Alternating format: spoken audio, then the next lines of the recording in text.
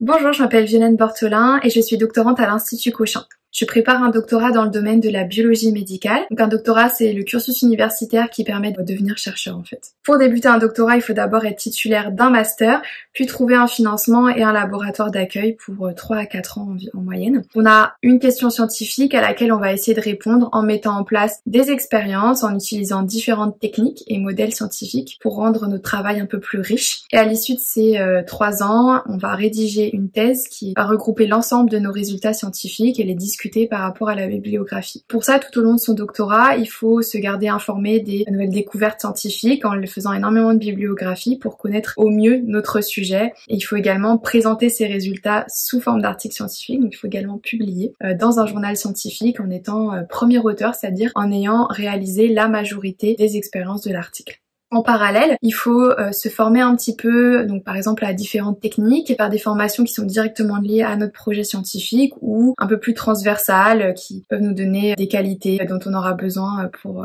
faire notre travail de chercheur, comme parler anglais, savoir présenter ses résultats, savoir rédiger en anglais des résultats scientifiques. On est également poussé à présenter nos résultats dans des congrès internationaux à d'autres scientifiques, ça permet d'en discuter, d'avoir leur retour, c'est très intéressant. Pendant le doctorat, il est possible de réaliser des missions d'enseignement à l'université ou des missions de vulgarisation scientifique auprès du grand public pour faire découvrir la science.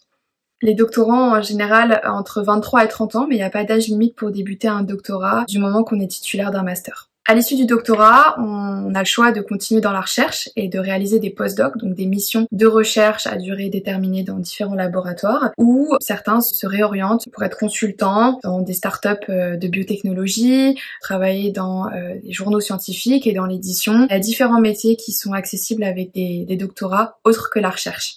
Il est également possible de devenir professeur à l'université et maître de conférences. En tant que doctorant, les principales difficultés que l'on va rencontrer, ça va être, je pense, surtout de se confronter pour la première fois au métier de la recherche, qui est pas facile, parce que parfois on met en place de longues expériences pendant plusieurs semaines, plusieurs jours, et qui aboutissent parfois sur des échecs complets. Non pas parce que les résultats sont pas intéressants, mais plutôt parce qu'on a un échec du point de vue technique, parce que parfois un tout petit paramètre peut faire tout rater. Ce qui est difficile également et d'un peu stressant, c'est d'avoir suffisamment de résultats en 3 à 4 ans max pour pouvoir publier un article scientifique. La publication d'un article, c'est pas évident parce qu'il y a beaucoup de concurrence. Les journaux demandent de plus en plus des résultats épatants avec des techniques très compliquées, énormément de techniques différentes, des modèles très sûrs. Et en 3 ans, c'est pas forcément facile. Donc ça peut être un petit peu stressant d'arriver à obtenir suffisamment de résultats pour pouvoir publier parce que c'est un prérequis pour valider le doctorat. Pour valider le doctorat, il faut rédiger une thèse, c'est-à-dire mettre en manuscrit l'ensemble de nos résultats, les comparer à la littérature, les discuter, en conclure sur nos résultats et ensuite il faut présenter à l'oral devant un jury